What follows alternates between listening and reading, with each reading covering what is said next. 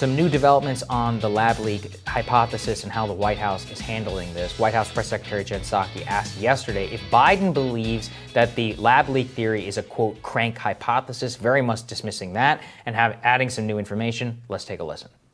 The president believes there needs to be an independent investigation, one that's run by the international community. It's an international pandemic that has killed hundreds of thousands of people around the world. He believes the Chinese need to do more to put forward data, to be more transparent. And in the second phase of this effort, he's certainly hopeful that will be the case. And he believes that every theory should be explored through that process, but that we shouldn't jump to conclusions before that data and that information is made available.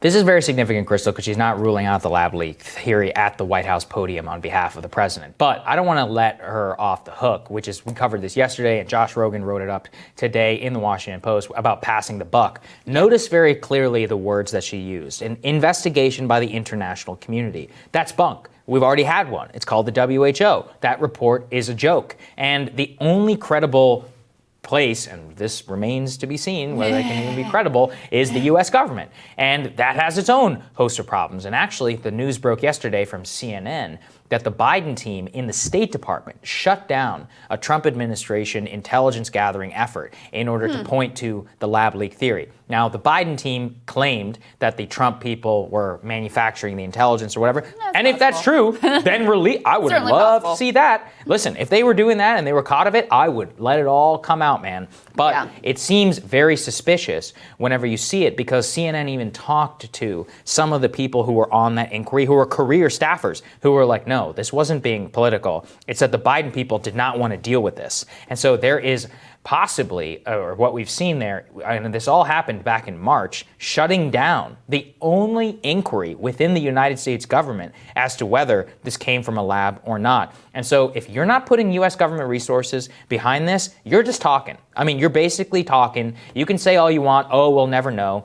If you want to prove it, it's very possible that you could, if you started that investigation now. They want to run out the clock, and it's pretty shameful about what they're doing.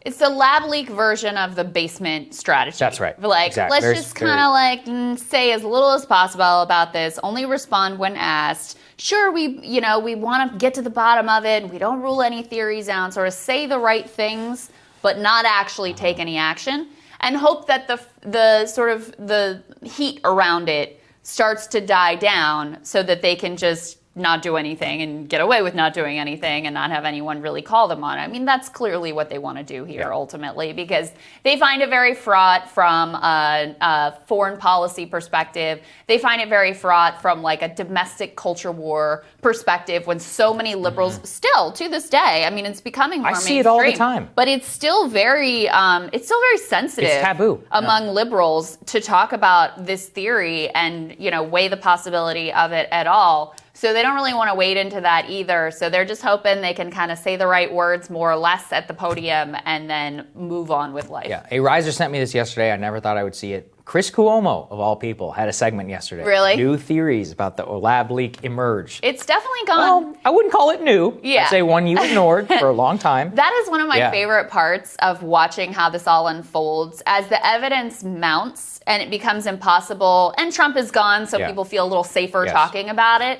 because he's not making it outlandish and ridiculous in the way that he often does. But the way that there's been this attempt to say, well, even though we were wrong, we were still kind of right to approach it this way, because Trump's a bad faith actor and it was all cranks and they're just using it in this culture war and they don't actually care about it. All these excuses for why, even though their reporting and their coverage was totally wrong, how somehow that's still okay because Trump. Right. Yeah, there you go.